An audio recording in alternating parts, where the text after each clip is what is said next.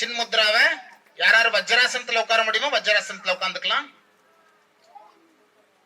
வஜ்ராசனா அப்படின்னா அர்த்தம் என்ன? Anybody can tell? Okay, fine, very good. இப்போ நாம நல்ல நேரா நெஞ்சு நிமித்தி செஸ்ட் போர்ஷன் நல்லா விரிச்சு வச்சுக்கிறோம். ஸோ செஸ்ட் போர்ஷன் விரிச்சாதான் நுரையீரல் நல்லா விரியும். இப்போ ஒரு 40 to 60 டைம்ஸ் மூச்சு காத்த ஃபோர்ஸபிளா வெளியில தள்ளுறோம்.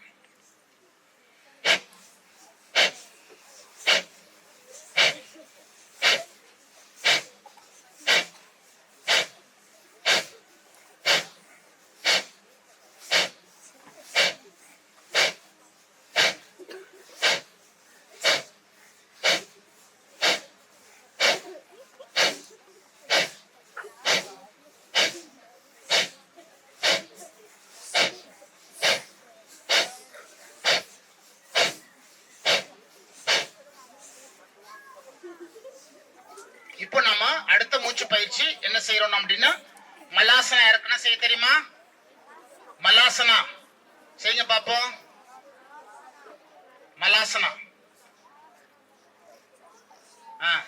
Right, good. அத மாதிரி இப்போ நாம இந்த பொசிஷனுக்கு வந்துக்கிறோம். நல்ல ஃபுட்டை விரிக்கிறோம். நல்ல நமஸ்கார ஆசனா பண்றோம். நல்லா நேரா உட்காந்துக்கிறோம். உங்களோட பேஸ் ஆஃப் ஸ்பைன் வந்து நல்லா விரியும். 40 times to 60 times மூச்சு காத்த ஃபோர்ஸ்பிளா வெளிய தள்ளுறீங்க.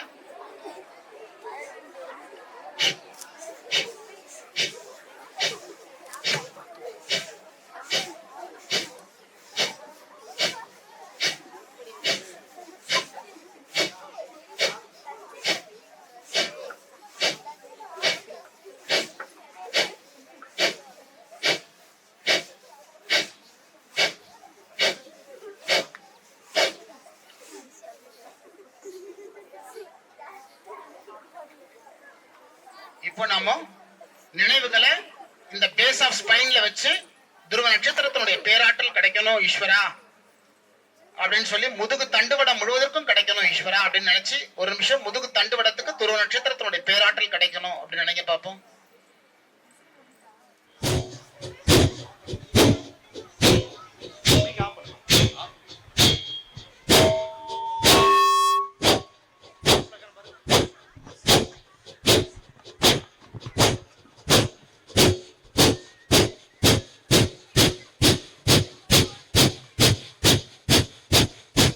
இப்போ நாம இந்த பேஸ் ஆஃப் ஸ்பைன்ல இருந்து 2 இன்ச்சுக்கு மேல இருக்கக்கூடிய ஸ்பைனை ஸ்டிமுலேட் பண்ணணும். இப்போ நாம அடுத்தது தனுராசன் பிராணாயமா, அர்த்த தனுராசன் பிராணாயமா பண்றோம். ஒரு காலை மடக்கிக்கிறோம், ஒரு காலை மடக்கிக்கிறோம், இடது காலை மடக்கிட்டோம், வலது காலையை நீட்டிட்டோம். இப்போ அப்படியே நாம வயிறு பகுதி மட்டும் கீழே இருக்கும், அப்படியே லிஃப்ட் பண்ணி ஒரு 40 ஃபோர்ஸபிளா வெளில தள்ளுறோம்.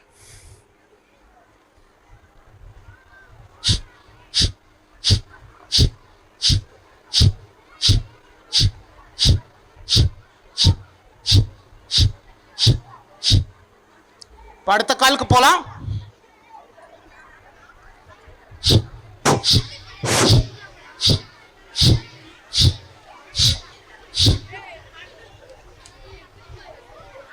இப்போ நம்ம முதுகு தண்டு வடத்தினுடைய மிட் போர்ஷனுக்கு நாம ஆக்டிவேட் பண்ணோம்.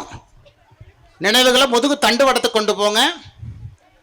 முதுகு தண்டு வடம் முழுவதற்கும் அகஸ்திய மகரிஷியினுடைய அருள் சக்தியும் துருவ நட்சத்திரத்தினுடைய பேராற்றல் கிடைக்கணும் ஈஸ்வரா. ஒரு நிமிஷம் ஏங்கிருங்க.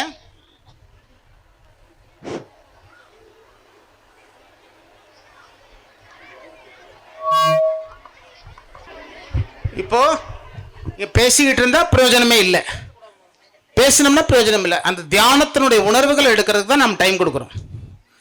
ரிலாக்ஸேஷன்னா சும்மா இருக்கிறது இல்லை.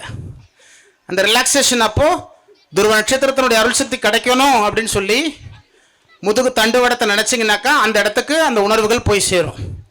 உங்கள் ஸ்பைனல் கார்டை ஸ்டிமுலேட் பண்ணுறோம். பண்ணலாமா வேண்டாமா? அப்போ நீங்கள் அமைதியாக இருக்கணுமா வேண்டாமா? நான் இருக்கட்டுமா போயிட்டுமா? நீங்கள் சவுண்டு போட்டிங்கன்னா நான் போயிடுவேன். பரவாயில்லையா? சரி, இருக்கணும்னா ஒரு நாய்ஸ் வரக்கூடாது, செய்யணும்.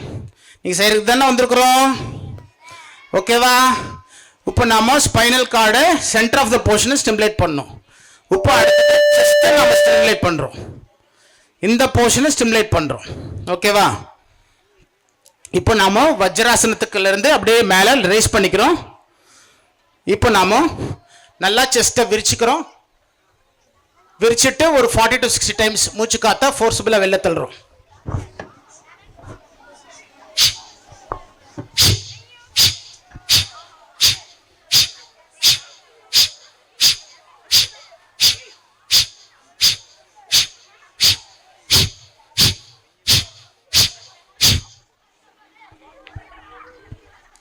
சவுண்டு வந்தால் நான் எழுந்திரிச்சு போயிடுவேன், சவுண்டு வராமல் செய்யணும்.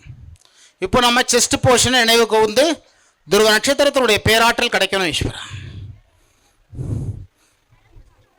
இப்போ நாம இந்த கழுத்து போர்ஷனை இப்போ நாம ஸ்டிமுலேட் பண்ணுறோம். கழுத்தில் என்ன ஆர்கன் இருக்கு தெரியுமா?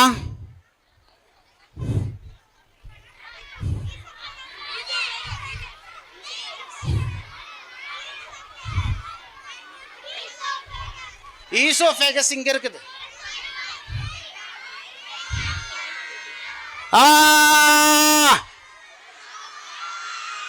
Silent silent silent silent silent. Thyroid இருக்குது இங்க, தைராய்டு பேராதைராய்டு ஆச்சுங்களா. இந்த இடத்த ஸ்டிமுலேட் பண்றோம். இங்க ஒரு சேனல் இருக்கு, பவர் சேனல் இருக்குது. இந்த முதுகு ஸ்பைனல் கார்டு செஸ்ட் போர்ஷன் தான், மனசு இங்க தான் இருக்குது. இங்க ஒரு காந்தம் இருக்கும், அதுதான் இழுக்கும். அதே மாதிரி உங்களுடைய கழுத்து பகுதி இங்க ஒரு சேனல் இருக்கு. ஸோ கழுத்து பகுதியை இப்போ ஸ்டிமுலேட் பண்ணுறோம். பண்ணுவோமா? சரி, இருக்கட்டுமா? கிளம்பட்டுமா? கிளம்பட்டுமா? சரி, ரைட், ஓகே. அப்போ பண்ணுங்க சவுண்ட் இல்லாமல். இப்போ கழுத்து கையை இந்த சைடு வச்சுக்கிறோம். இப்போ நல்லா பெண்ட் பண்ணி கழுத்தை நல்லா ஸ்ட்ரெச் பண்ணிட்டு மூச்சு மேலே போகும்போது பிரீத் இன், கீழே வரும்போது பிரீத் அவுட்.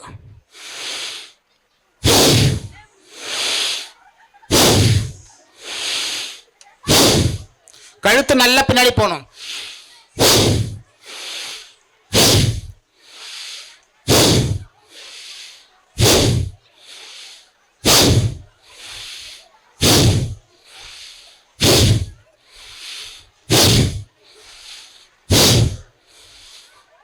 நல்ல வீடியோ கூட நீங்கள் பார்க்கணும்னா தமிழ்வேல் சுவாமிகள் சேனலை நீங்கள் லைக் பண்ணுங்கள், ஷேர் பண்ணுங்கள், சப்ஸ்கிரைப் பண்ணுங்கள். பயனுள்ளதாக இருக்கும். நன்றி.